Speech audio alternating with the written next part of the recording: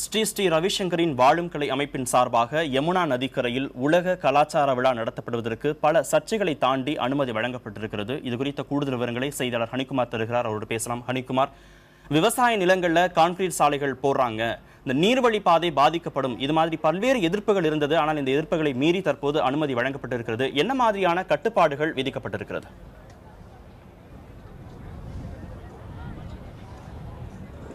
கார்த்திகேயன், நீங்க சொன்னது மாதிரி ஒரு மிகப்பெரிய எதிர்ப்பு சட்ட சிக்கலுக்கு பிறகு வாழும் கலை அமைப்பு நடத்தக்கூடிய இந்த உலக கலாச்சார விழாவுக்கு இந்த அனுமதியானது வழங்கப்பட்டிருக்கிறது. என்னென்ன கட்டுப்பாடுகளை கொடுத்திருக்காங்க அப்படின்னா, அந்த வாழும் கலை அமைப்புக்கு 5 கோடி ரூபாய் இந்த சுற்றுச்சூழல் இந்த மாசுக்கான அபராதத்தோடு இந்த நிகழ்ச்சியை நடத்துவதற்கு அனுமதி அவங்க வழங்கியிருக்காங்க. இது மட்டும் இல்லாமல் இந்த நிகழ்ச்சி நடத்துவதற்கு எந்த விதமான ஒரு ஆய்வையும் மேற்கொள்ளாமல் அனுமதி கொடுத்துவதற்காக டெல்லி மேம்பாட்டு ஆணையத்திற்கு 5 லட்சம் ரூபாய் அவங்க அபராதம் வந்து வச்சிருக்காங்க.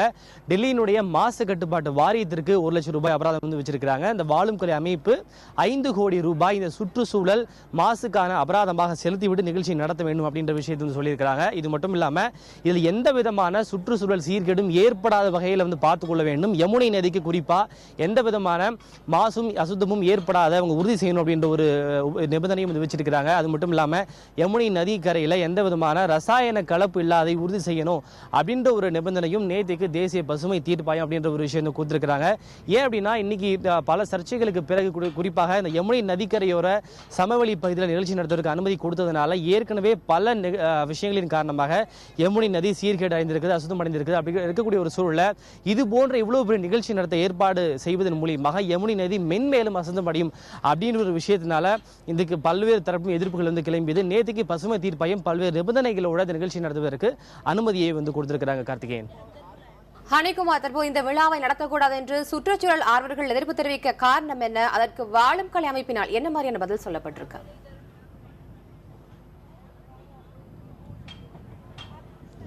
நிச்சயமா அவங்க சொல்லக்கூடிய காரணம் அப்படின்றது, ஏற்கனவே டெல்லியில் இருக்கக்கூடிய பல நதிகள் அப்படின்றது அசுத்தமாயிருக்கு, சுற்றுச்சூழல சீர்கேடு வந்து அடைஞ்சிருக்கு. யமுனை நதியில் ஏற்கனவே பல தொழிற்சாலைகளுடைய கழிவுகள் வந்து கலக்குது, மக்கள் பயன்படுத்தக்கூடிய குப்பைகளானது கொட்டப்பட்டு மென்மேலும் பல அசுத்தங்கள் வந்து அடைஞ்சிருக்கு. அப்படி இருக்கக்கூடிய ஒரு சூழல்ல இந்த யமுனை நதிக்கரையில் அதை ஒட்டி இருக்கக்கூடிய பகுதிகளில் இத்தனை லட்சக்கணக்கான மக்கள், பல்வேறு பகுதியை சார்ந்த மக்கள் வந்து கலந்து கொள்ளும் ஒரு நிகழ்ச்சி நடத்த அனுமதி கொடுப்பதன் மூலியமாக அந்த யமுனை நதி அப்படின்றது மென்மேலும் வந்து அசுத்தம் அடையும். இது மட்டும் இல்லாமல் பல்வேறு மக்கள் வந்து கூட இருக்கிறாங்க, அதன் குப்பைகள் எல்லாம் ஆற்றில் வந்து கொட்டப்படும். இங்க பகுதியில் இருக்கக்கூடிய மரங்கள் எல்லாம் வெட்டப்படுவதன் காரணமாக பல்வேறு சீர்கேடுகளையும் அதே மாதிரி நிறைய கட்டுமானங்களை வந்து அமைக்கிறாங்க.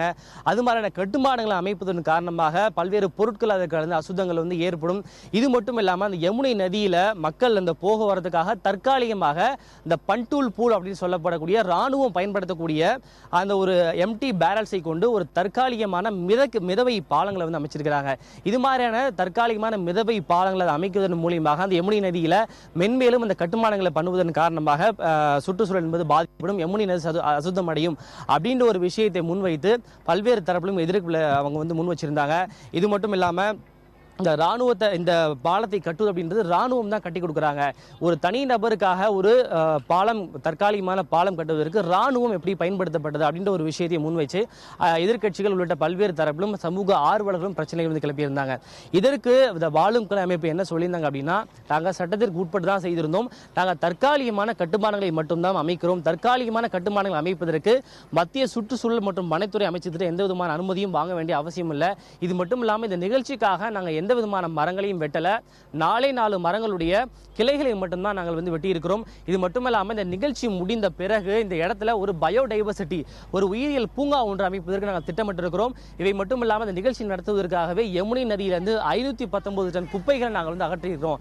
எனவே இதை எந்த விதமான விதிமுறை மீறல் நடக்கல. நிச்சயமாக இதற்கு பயன்தானே தவிர எந்த விதமான சுற்றுப்புற சூழல் சீர்கேடும் அடையாது அப்படின்ற ஒரு விஷயத்தை இந்த வாழும் கலை அமைப்பின் சார்பாக தெரிவிக்கப்பட்டிருந்தது குறிப்பிடத்தக்கது. ரத்திகா, ஹனிகுமார், ஒரு தனியார் நிகழ்ச்சிக்கு ராணுவம் எப்படி பாதுகாப்பு வழங்குது அப்படின்னு கேட்கும்போது கவர்மெண்ட் தரப்புல இருந்து பொதுமக்களுடைய பாதுகாப்புக்கு தான் அப்படின்னு டிஃபெண்ட் பண்றாங்க. டே 1ல இருந்து இந்த நிகழ்ச்சியை நாங்கள் எதிர்பார்க்கிறோம், தற்போது அனுமதி கிடைத்திருப்பது மகிழ்ச்சி அப்படின்னு டெல்லி மாநிலத்தோட நீர்வளத்துறை அமைச்சர் வந்து இதை வரவேற்றிருக்கிறாரு. இப்படி அரசியல் ரீதியாக இந்த நிகழ்ச்சியை டிஃபெண்ட் பண்ணுவதற்கான காரணங்களை எப்படி நாம் புரிந்து கொள்ளலாம்?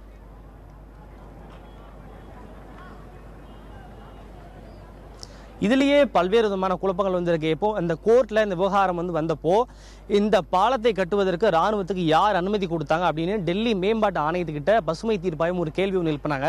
அதுக்கு டெல்லி அரசு என்ன சொன்னாங்க அப்படின்னா, இது குறித்து எங்களுக்கு எந்த விதமான விஷயமும் தெரியாது, நாங்கள் அதற்கான அனுமதியை கொடுக்கல அப்படின்ற ஒரு பதிலானது சொல்லப்பட்டது.